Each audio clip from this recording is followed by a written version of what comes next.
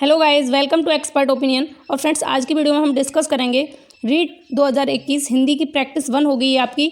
और जो क्वेश्चंस रीट में पूछे जाते हैं उस तरीके की प्रैक्टिस को हम डिस्कस करेंगे सिलेबस के अकॉर्डिंग। तो चलिए वीडियो को स्टार्ट करते हैं। फर्स्ट क्वेश्चन है, भाषा विज्ञान का प्रथम भाग है। ऑप्शंस हैं स्वन विज्ञान, रूप विज्ञान, वाक्य विज्ञान, अर्थ विज्ञान। तो राइट आंसर क्या होगा यहाँ पर? राइट आंसर हो जाएगा ऑप्शन फर्स्ट, भाषा विज्ञान का प्रथम भाग होता है स्वन विज्ञान। ठीक है, तो ऑप्शन फर्स्ट आपका सही हो जाएगा। यहाँ पर स्वन विज्ञान के अंतर्गत किसका अध्ययन करते हैं हम? तो स्वन विज्ञान के अंतर्गत हम ध्वनि का अध्ययन करते हैं। ठीक है, आगे बढ़ेंगे। नेक्स्ट क्वेश्चन है, भाषा शिक्षण की प्राचीनतम विधि है। ऑप्शन हैं रचनात्मक अनुकरण विधि, अक्षर बोध विधि, पाठ्य पुस्तक विधि, व्याख्यान विधि। तो गाइज यहाँ पर सबसे सटीक आंसर होगा प्राचीनतम शिक्षण विधि के लिए सबसे प्राचीनतम शिक्षण विधि है व्याख्यान विधि इन सभी विधियों में से। तो ऑप्शन फोर्थ आपका सही हो जाएगा, क्योंकि प्राचीन समय में जो गुरु होते थे उनके द्वारा व्याख्यान विधि से शिक्षण कराया जाता था। ठीक है, इसके अलावा यहाँ पर कुछ आधुनिक विधियाँ हैं, इनको आप पढ़ लेना। अनुकरण विधि है, प्रत्यक्ष व्याकरण, इकाई विधि, प्रयोजन विधि, प्रोजेक्ट विधि, समस्या समाधान, ये सारी विधियाँ दी हुई हैं। आगे बढ़ेंगे। नेक्स्ट है, चोट खाया हुआ वह अब क्या खेलेगा। चोट खाया हुआ वह अब क्या खेलेगा, इस वाक्य में किस पद का प्रयोग हुआ है? तो इस वाक्य में कौन से पद का प्रयोग हुआ है? ऑप्शन है संज्ञा पदबंध, सर्वनाम पदबंध, क्रिया पदबंध, विशेषण पदबंध। तो गाइज यहाँ पर सबसे ज़्यादा बेहतर आंसर कौन सा होगा? राइट आंसर होगा यहाँ सबसे अच्छा सर्वनाम पदबंध। चोट खाया हुआ वह अब क्या खेलेगा, यहाँ पर जो वह शब्द दिया हुआ है ये सर्वनाम होने की वजह से यहाँ पर सर्वनाम पदबंध होगा। ठीक है, आगे बढ़ेंगे। नेक्स्ट क्वेश्चन है, अंधों में काना राजा शब्द का क्या अभिप्राय है? ऑप्शन है एक आंख वाला, अल्पज्ञ की पूजा, अज्ञानियों में अल्पज्ञ की मान्यता होती है, या काने को राजा बनाना। तो गाइस, अंधों में काने राजा इस शब्द का या इस मुहावरे का अर्थ होता है अज्ञानियों में अल्पज्ञ की मान्यता होती है।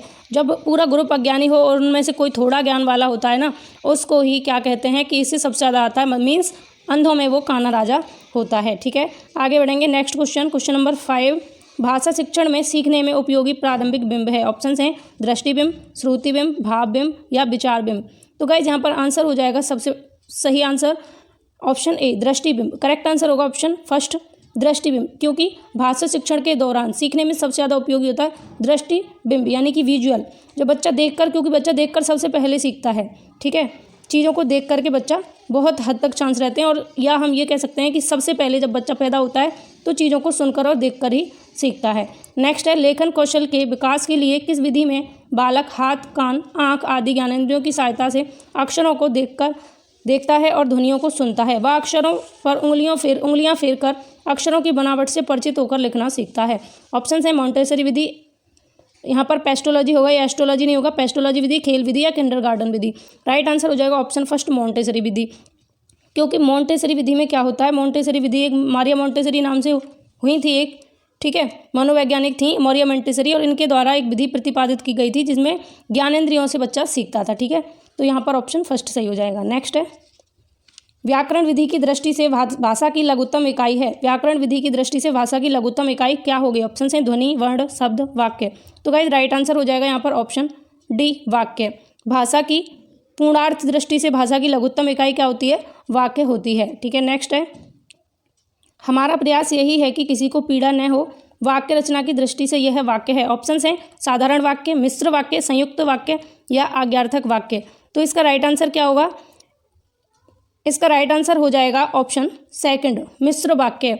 हमारा प्रयास यही है कि किसी को पीड़ा न हो, ये संज्ञा पर आश्रित उपवाक्य है। इस प्रकार का एक प्रथम और एक आश्रित दोनों होने की वजह से यहाँ पर मिश्र वाक्य हो जाएगा। एक प्रथम वाक्य है और एक दूसरा आश्रित है। ये वाक्य किस पर आश्रित है कि हमारा प्रयास यह है, तो ये कैसा वाक्य हो गया? मिश्रित वाक्य हो गया। ठीक है, नेक्स्ट है क्वेश्चन नंबर 9, अर्थ की दृष्टि से वाक्य के कितने भेद किए जाते हैं? ऑप्शन हैं 3, 5, 8, 12। तो राइट आंसर क्या होगा यहाँ पर? राइट आंसर हो जाएगा option third. Option third is correct answer. अर्थ की दृष्टि से वाक्य के 8 भेद होते हैं। फ्रेंड्स, वो कौन कौन से हैं? विधानवाचक है, प्रश्नवाचक है, निषेधवाचक, संकेतवाचक वाक्य, संदेहवाचक, इच्छावाचक, आज्ञावाचक और विस्मय आदि बोधक। ये 8 प्रकार होते हैं अर्थ की दृष्टि से वाक्यों के। आगे बढ़ेंगे। नेक्स्ट है, नी उपसर्ग का सामान्य अर्थ होता है। ऑप्शन हैं बुरा, रहित, निकला, नीचा। तो नी जो उपसर्ग है इसका अर्थ क्या होता है? इसका अर्थ होता है ऑप्शन सेकंड, रहित। Option second is correct answer, रहित। और या हम नी से जैसे निबल है, निडर है, इनको लगा सकते हैं। निबल मतलब बल रहित, निडर मतलब डर के रहित, डर रहित। तो यहाँ पर रहित का अर्थ हो जाएगा नी से। ठीक है, आगे चलेंगे। अगला क्वेश्चन, जयपुर की स्थापना सवाई जयसिंह ने की थी लेकिन विद्याधर भट्टाचार्य इसके नगर नियोजक थे। यह वाक्य है। ऑप्शन है यहाँ पर सरल वाक्य, मिश्र वाक्य, संयुक्त वाक्य, इनमें से कोई नहीं। तो गाइज इस क्वेश्चन का राइट आंसर हो जाएगा ऑप्शन नंबर 3, संयुक्त वाक्य। ये कैसा वाक्य होगा?